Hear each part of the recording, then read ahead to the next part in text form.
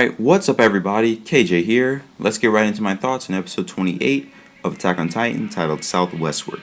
All my thoughts for the summary review were inspired by the actual episode, so you may hear lots of dialogue rather than plot because that's kind of what happened, that's what I saw, so I had to take down because some of the dialogue was I perceived to be important. Link to this episode on GoGo Anime is in the description below. And this song, which is an Attack on Titan remix, was made by Intensity. Link to this song as well as Intensity channel will also be in the description below. Also, quick disclaimer.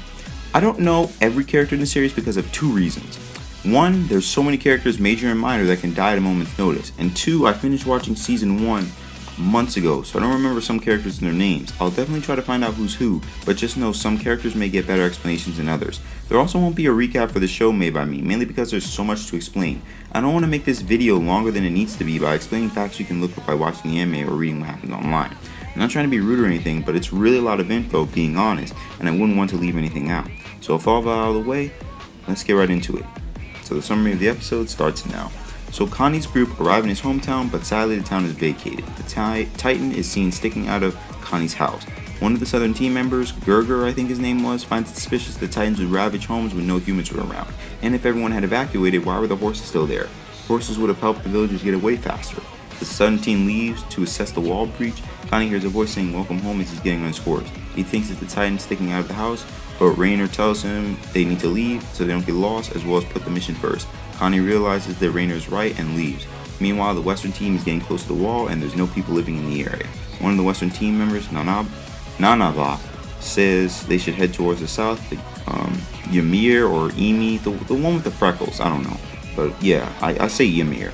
If it's not Ymir, just let me know how he pronounced it in the comments below. That's just because I see it Ymir, so I think it's Ymir. So Ymir says there's nothing there. However, Nanaba says that they need to find a location where the wall was breached. But Ymir and Krista don't have their battle gear, so and Ymir says that the south may be crawling with Titans, so Ymir wants to withdraw with the front Krista because they could be vulnerable, but Nanaba refuses, saying they need someone to file a report and they have to deal with it because they signed up for this. Krista tells Ymir she's fine wishing her life because it was her choice to join the scouts, but Krista does say that for Ymir it's different. Ymir is questioned by Krista because she doesn't understand why Ymir is with Krista, and she thinks that she joined the scouts because she wanted to be with Krista. Krista then explains that Ymir was convincing her to join the military police, and Krista says that Ymir gave that privilege to her. Krista then also says that if she's good, she wasn't never good enough to make the top 10, and if she asks anyone, they'd say that Ymir deserved to be in the military police, not Krista. Krista then questions Ymir for doing all of this. Ymir is silent while Krista is saying this. Krista then asks if it has anything to do with Krista's with her family, and Ymir says it deals with her family and tells her not to worry about it. Ymir then assures Krista she's doing this for herself only. Once Ymir says this, Krista is relieved. Then, one of the members of the Eastern Defense Line is seen luring a Titan into a small area. Once the signal is given by Kits, many members light up the Titan with cannonballs, and another member, Rico, goes for the finishing blow, which is slicing the Titan's nape of the neck. Another member comments on Rico's skill and says their defense is impregnable. However, Rico states that if multiple Titans came to this area, the squad members would have been defeated easily. Rico then finds this situation odd. Meanwhile, Captain Hans, or Hannes, whatever, and some others are riding along the wall, with Hans questioning why they haven't seen a single Titan yet. Hans thinks they have to be getting close to the hole by now. Hans also says that it's very quiet around the area and hopes they can sneak in and out with no problem. Meanwhile, the southern team is riding along the wall at night. Gerger is questioning why they haven't seen any Titans yet. He feels that the team has to be ready because at any second, Titans get attacked from the dark shadows. Gerger says the closer they get, the more inevitable it is that they'll find some Titans. Gerger also says that because of the inevitability, it's driving them crazy. However, all the southern team finds is the western team. Everyone's confused because they didn't see any wall breaches nor any Titans. Gerger suggested they recheck, but none of us says that the horses and everyone are tired, even though a recheck is necessary. She also says that she also wishes that they had more light, and coincidentally the clouds pass and the moonlight is brightly shown. Some members then see rooms of the castle and decide to take residence there to get some rest. The info for public disclosure for this episode are torches. The torches are special because they aren't extinguished when dropped because of their long burning time, making them extremely useful for night missions. As the members arrive at the castle ruins, they say that, like I said before, it should allow them to get a good night's rest. Meanwhile, they escort Nick a religious man who's hiding info. Hanj is holding a strange rock, and Levi wants to know why she's doing this. Hanj states that it's a hardened skin fragment from Annie, the female Titan. Hanj states that even after it's separated from Annie, it stays the same, shocking Armin. Hanj sets his crystal in the wall and says that they're the same, meaning the walls are made from Titans and the surface of the wall is made of hardened Titan skin.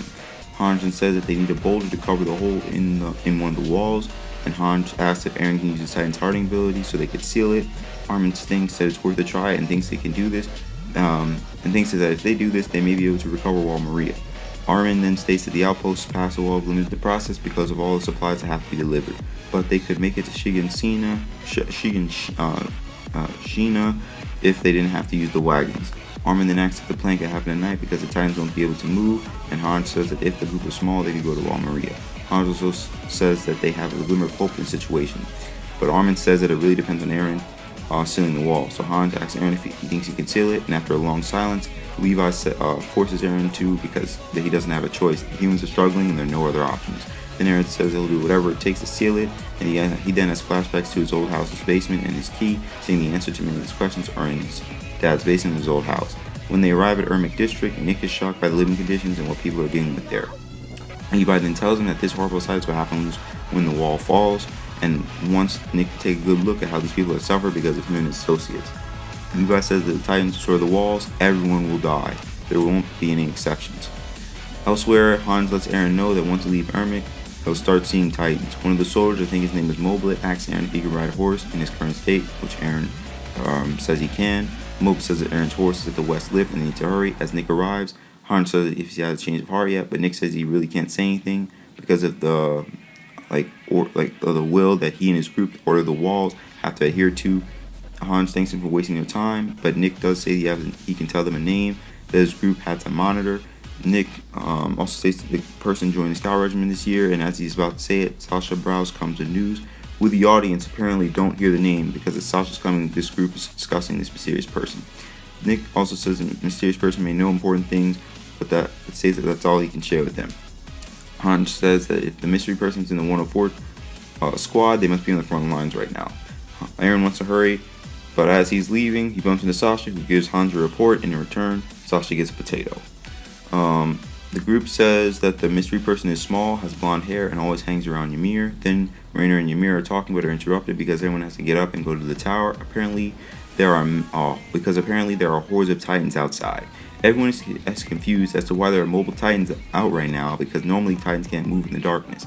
Then the group sees the Beast Titan, who is separated from the rest of the Titans, and question what it is, to which Connie says that it's more like a beast. They also spot the Beast Titan heading for the wall.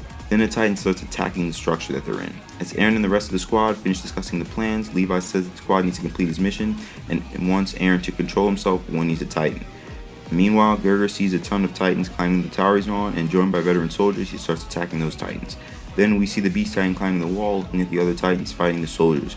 Eren's group decides to head to a tower nearby to check the damages to the wall that had the Titans in it and try to seal it. The location Eren's group is riding to is Guard Castle. As they continue riding to the destination, the episode ends. So that's it with the summary of the episode. So some important things to take from this episode are that Connie hears a Titan talking to him and may think it's his mother when they visit his old hometown.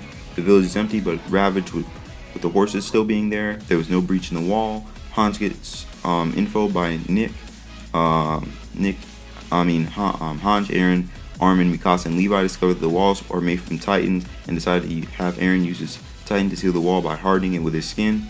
While taking residence in Old Castle, some squad members see Titans roaming at night and attacking them. Even though Titans can't move in the darkness, the squad members also witness the Beast Titan climbing the wall. Eren and his group are on their way to Guard Castle to assess the damage of the wall that has Titans in it. So my review starts right now. I love this episode because just like most of the other Attack on Titan episodes, it can be packed with multiple stories to check on different characters and squads. I don't think that Ymir is with Krista for the reason she explained. There has to be more to it because her facial expressions look like she said what she has to say to keep Krista off her back. I also want to know how the walls were made from Titans. Were these wall Titans special Titans or just normal ones? But anyway, yeah, that's about it. Thanks for watching. Hope you all enjoyed the video. Make sure you give this video a like if you did. Please subscribe and follow me on Twitter at KG_Arsenal00. And also please feel free to comment your thoughts down below. What do you think of this episode? Do you think that Ymir means what she said to Krista? Is the Titan Connie found his mother? Where did all the other villagers go? How did these other Titans roam in the night? Was there ever a wall breach? Is the Beast Titan a special Titan? I want to hear your thoughts about it. And also, for anyone who has read the manga, please don't intentionally spoil what happens in the future of the series to anime only watchers in the comments below. I mean, personally, I know what happens as well because I read like the summaries. I don't know everything because I haven't read the manga itself, but I do read summaries. But I'm not going to spoil it for anyone.